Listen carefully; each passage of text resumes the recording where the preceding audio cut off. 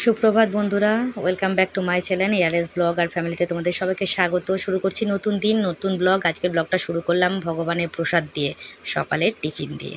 তাহলে চলো দেখতে থাকো। তো বন্ধুরা, আমি এখন রেডি হয়ে গেছি। আজকে আমাকে ব্যাংকে যেতে হচ্ছে, যেহেতু গোষ্ঠীর টাকা দিতে হবে এবং আমাদের সুদের টাকাটা তুলতে হবে, তাই রেডি হয়ে গেলাম।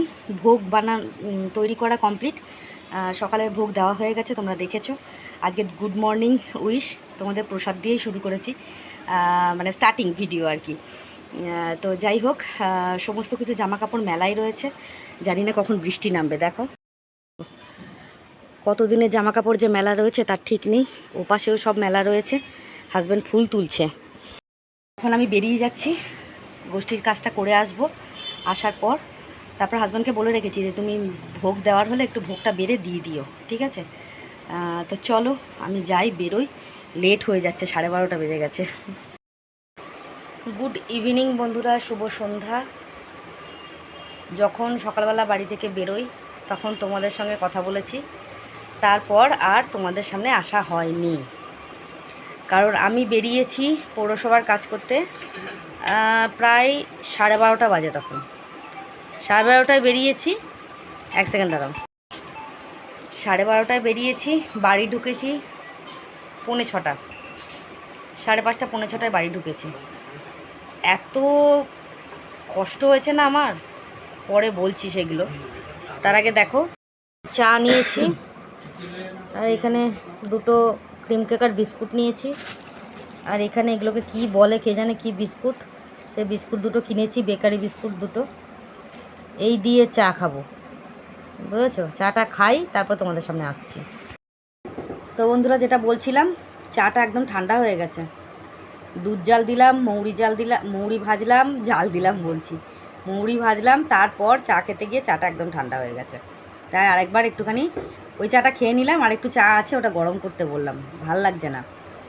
তো আজকে আমাদের সুদের টাকা তোলা থাকে, 2 বছর পর পর আমাদের গোষ্ঠী থেকে সুদ ওঠে, সেই সুদের টাকা তোলা থাকে। আর এই মাসে যে টাকা ছিল সেই টাকাটা জমা দিতে গেছিলাম। এবার দেখো, ব্যাংকের আন্ডারে, যেহেতু পৌরসভার এটা গোষ্ঠীর আন্ডারে আমাদের কাজ করতে হয়, প্রচুর প্রসেস থাকে, প্রচুর। ওই প্রসেস ক্লিয়ার করতে করতে না জীবন বেরিয়ে যায়। আজকে আমার সারাটা দিন না সেবা নেওয়া হয়নি, মানে অন্ন নেওয়া হয়নি, খেতে পারিনি।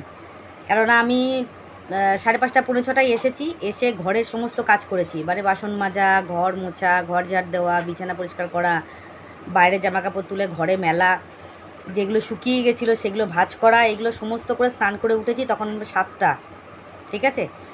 তারপর আমাদের যে ম্যাডাম আছেন, যিনি আরও আছেন, তিনি আমাকে ফোন করে বললেন যে আয়ুষ্মান কার্ডের ফর্ম এসছে, সেই ফর্মটা আমাকে নিয়ে আসতে বিজেপি পার্টি অফিস থেকে, ঠিক আছে? আমাদের আহিলির সামনে বিজেপি পার্টি অফিস আছে, ওখান থেকে।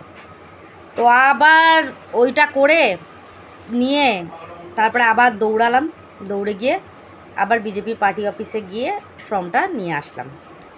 এবার আমি প্রথমে অফলাইনে অন্নপূর্ণা ভাণ্ডার ফিল আপ করেছিলাম। এবার ওনারা বললেন অফলাইনে ফিল আপ করলে হয়ে যাবে, ঠিক আছে।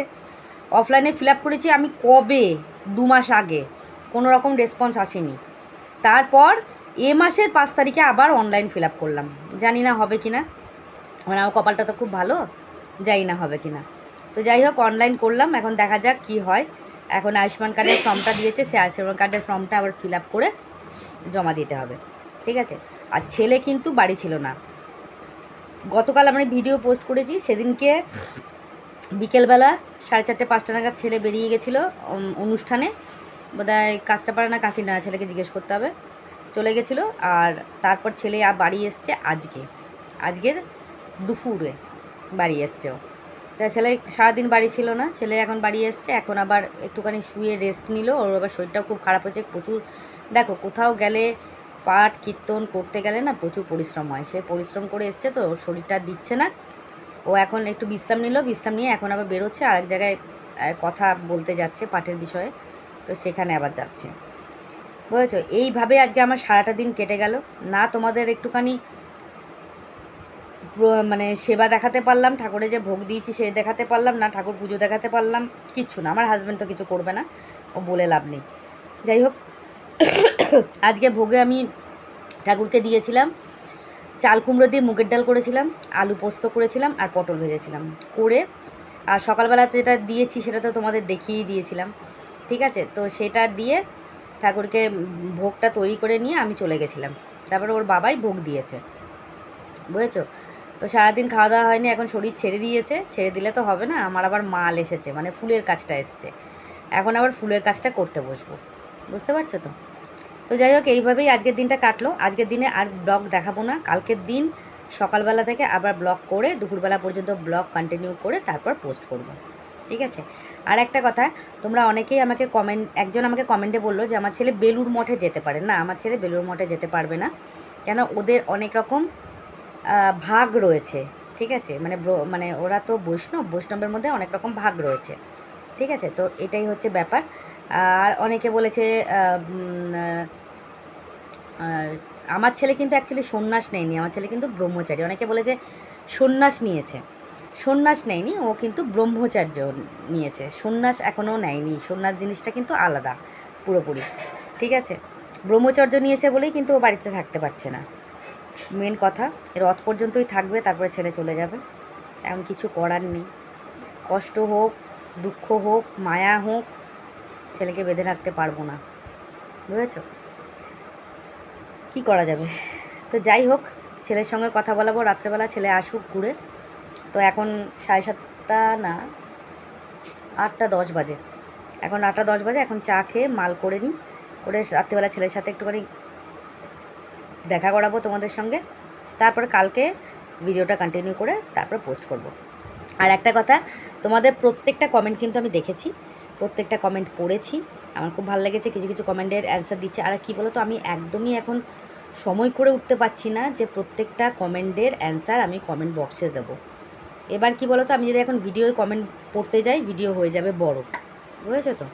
তো যাই হোক, এই জন্যেই সমস্যা হয়ে যাচ্ছে, কারণ আমি মনে করছি যে ছোটো ছোটো ভিডিও দিলেই ভালো, তাই না বলো, তোমাদেরও দেখতে ভালো লাগবে।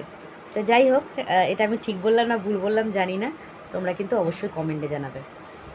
তো চলো, এখন চাফা খাওয়া হোক, তারপর দেখতে থাকো, কন্টিনিউ হতে থাকো ব্লগটা, আসছি পরে আবার। শুভ সকাল বন্ধুরা, সবাইকে সুপ্রভাত। সকাল অনেকক্ষণ হয়ে গেছে, এখন কিন্তু 11টা বাজে। সমস্ত কাজকর্ম সারা হয়ে গেছে ঘরের। এবার ঠাকুরের ভোগও তৈরি করা হয়ে গেছে। আজকে কিন্তু আমার ছেলে করেছে ঠাকুরের ভোগ, মানে সকালের যে টিফিন ঠাকুরের, সেটা কিন্তু ছেলে করেছে, সেটা তোমাদের দেখাবো কি করেছে ও আজকে। আর দেখো, ঘরের কাজকর্ম সব হয়ে গেছে, দাঁড়া দেখাই। উঠোন ফুটন ঝাটফাট দেওয়া কমপ্লিট, ঠাকুরের এখানে ধূপ ধরানো কমপ্লিট, এই যে দেখতে পাচ্ছ ধূপ জ্বলছে। জল এখনও ভরিনি, জল এসে চলে গেছে। দেখো কত জামা কাপড় কাচা রয়েছে, দেখতেই পাচ্ছ। দেখো জামা কাপড় সব কেচে মেলা আছে। দেখো কি সুন্দর নীলকণ্ঠ ফুটেছে, দেখেছো কি ভালো লাগছে নীলকণ্ঠ দেখতে। আর ঘরের সমস্ত কাজ কমপ্লিট, সমস্ত কাজ বলতে এখনও সব কাজ কমপ্লিট হয়নি। ঠাকুরের বাসন টাসন মাজা কমপ্লিট হয়ে গেছে, আর এদিকে ধূপ ধরানো কমপ্লিট হয়ে গেছে। এই যে গুরুদেবরা বসে আছেন, আর আমার চা সেবা নেওয়াও হয়ে গেছে। ছেলে চা সেবা নেয় না, ওর কোনো নেশা নেই, কোনো রকম নেশা নেই, ঠিক আছে। তাহলে চলো ঠাকুরের ভোগ দর্শন করাই এবার। দেখো ঠাকুরের ভোগ দর্শন করালাম। কি বলো তো, এটা কিন্তু আমার ছেলে চাউমিন তৈরি করেছে ঠাকুরের জন্যে।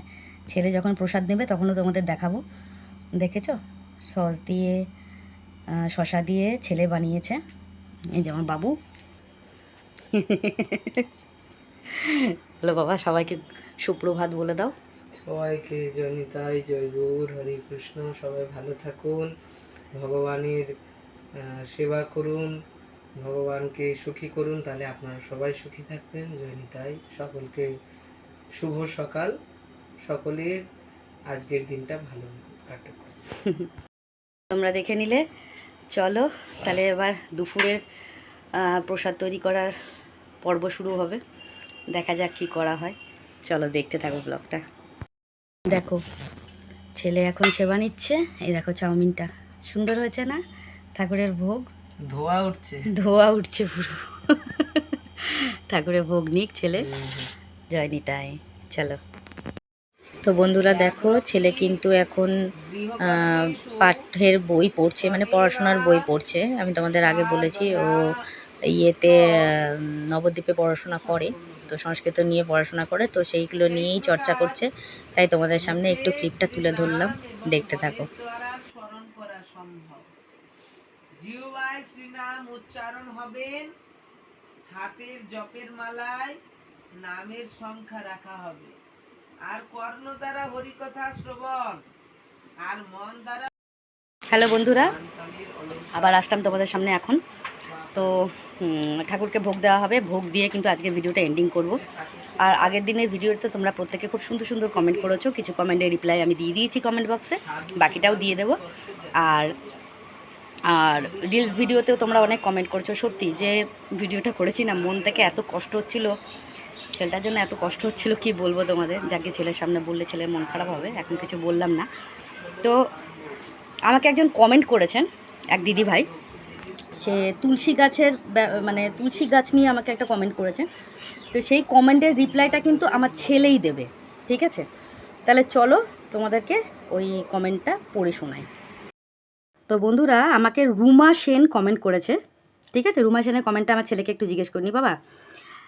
এক দিদিভাই কমেন্ট করেছেন, লিখেছে, একটা কথা জিজ্ঞেস করছি আপনাকে, যে তুলসী গাছে জল দেওয়া হয় সেই তুলসী গাছ থেকে কি পাতা ছিঁড়ে গোপালের শ্রী, হ্যাঁ, পাতা ছিঁড়ে কথাটা বলা যায় না, ওটাকে বলতে হয় পাতা তুলে। ও আচ্ছা, হ্যাঁ, এখানে বলা হবে পাতা তুলে। হ্যাঁ, তারপরে গোপালে বললো যে পাতা তুলে বা গোপালের চরণে বা কোন ভগবানকে কি দেওয়া যায় না। যেই গাছে ভগবানের, যে গাছে তুলসী দেবীর পূজা করা হয়, তুলসী দেবীর কাছে সন্ধ্যা ধূপ দীপ দেখানো হয়, সেই গাছ থেকে কদাপি তুলসী পাতা তুলতে নাই। আচ্ছা, অন্য কোনো গাছ থেকে তুলতে পারেন। আর কি আছে? আর লিখেছেন উনি যে, আর তুলসী গাছকে সুন্দর করার জন্য কি তার ডাল আগে থেকে কেটে দেওয়া যায়? এখানে কেটে দেওয়ার কথাটা বলা যাবে না, বলতে হয় যে ডগা তোলা যায় নাকি, তুলসীর ডগা। ডগা মানে অগ্রভাগ। হ্যাঁ, তোলা যায়, কিন্তু সেটা যদি তুলসী, ডগা বলেনি, ডালপালা, মানে ধর গাছটা, ওরা তো ডালপালা বলছে, আমি সেখানে ডগা বলি। আচ্ছা আচ্ছা আচ্ছা, তুলসীর ডগা মানে তুলসীর ওপরের ডালটা। সেই ওপরের ডালটা ভাঙা, প্রথমত তো ভাঙা যায় না, দ্বিতীয়ত যদি সেবা পরিচর্যা, একটা আছে দেখুন, একটা সেবা দু প্রকার, একটা বিধি মার্গে আর একটা ভাব মার্গে, রাগ মার্গে সেবা। একটা বৈদি ভক্তি আর একটা রাগানুগা ভক্তি। এবার যদি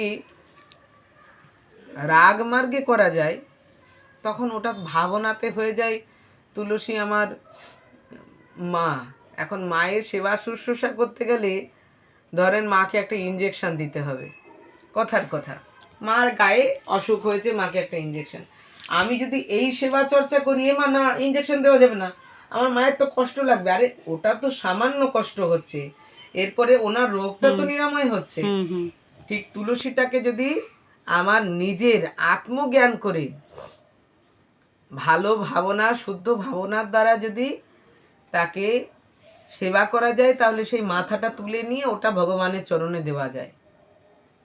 আচ্ছা, এতে গাছটা ঝাঁকড়া হয়, এটা প্রথমত। আর দ্বিতীয়ত কথা, আর একটা কি বলেছে উনি বলছেন যে কারণ ওনার তুলসী গাছের গোড়াটা মোটা না, মানে একটু পাতলা টাইপের। আর তুলসী গাছ যদি আরো ঝাঁকড়া করতে চান, একটা টবে একটা তুলসীর চারা লাগালে হবে না, 4-5টা চারা লাগাতে হবে, তাহলে ওই বিভিন্ন শাখার দ্বারা গাছটা একটু ঝাঁকড়া হয়। তাতে আমার গুরু মহারাজকে দেখেছি, একটা বড় টবের মধ্যে কমসে কম 200-250 খানা চারা লাগিয়েছে, সে এত সুন্দর বৃন্দাজি হয়েছে, দেখবার মতন। আর কিছু বলেছে কি? না না, এইটুকুই প্রশ্ন ছিল ওনার। আচ্ছা, তা এখন এইভাবে তুলসীর পরিচর্যা করুন, আর তুলসীর পরিচর্যা করলে ভক্তি লাভ হয়। আপনারা সকলেই তুলসীর পরিচর্যা করুন। জয় নিতাই, জয় গৌর।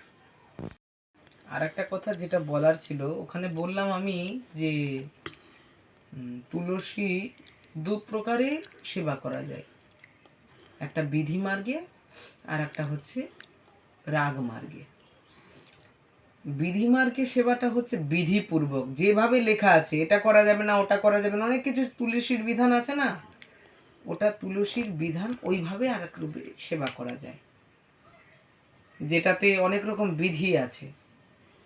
যেমন তুলসী যখন তখন তোলা যাবে না, যেমন তুলসী দ্বাদশীর দিন তো তুলসী তোলাই যাবে না, এইরকম বিধি মার্গে।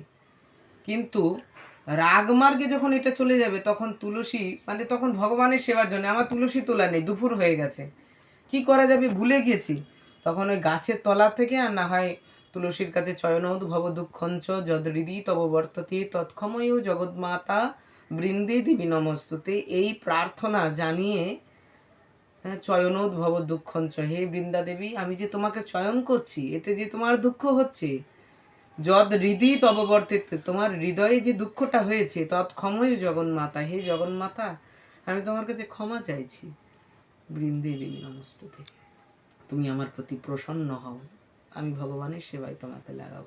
এটা যখন আমরা কোনো তুলসী তোলার সময় এটা মন্ত্র, চয়নোদ্ভব দুঃখঞ্চ যদ হৃদি তব বর্ততে তৎক্ষময় জগন্মাতা বৃন্দে দেবী নমস্তুতে, এই বলে তবে তুলসী তুলতে হয়। আর তুলসী গাছে যখন জল দেওয়া হয়, তুলসী গাছের জল দেওয়ার মন্ত্র হচ্ছে গোবিন্দ বল্লভং দেহি ভক্ত চৈতন্য কারিণী স্নাপয়ামিং জগদ্ধাত্রী কৃষ্ণ ভক্তি প্রদায়িনী। আর একবার বলি, গোবিন্দ বল্লভং দেহি ভক্ত চৈতন্য কারিণী স্নাপয়ামিং জগদ্ধাত্রী কৃষ্ণ ভক্তি প্রদায়িনী। বাহ।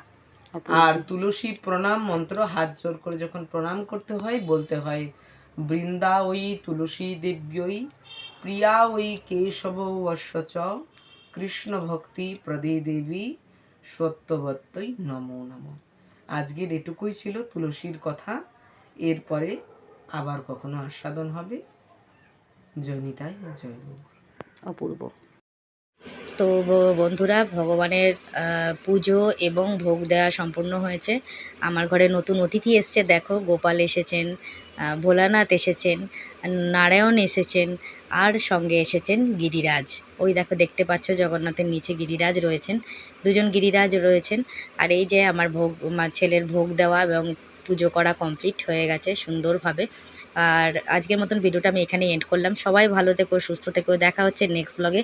ততক্ষণের জন্য সবাইকে বিদায় জানালাম। আর আগের দিনে ভিডিওটা এডিট করতে গিয়ে আমার একটু ভুল হয়ে গেছে, যার জন্য ভিডিওটা ঠিক মতন শ্যুট হয়নি। যে শ্যুটটা ভুল হয়েছে সেই শ্যুটটা আমি অবশ্যই দ্বিতীয়বার পোস্ট করব। তো আজকের মতন সবাইকে বিদায় জানালাম, সবাই ভালো থেকো।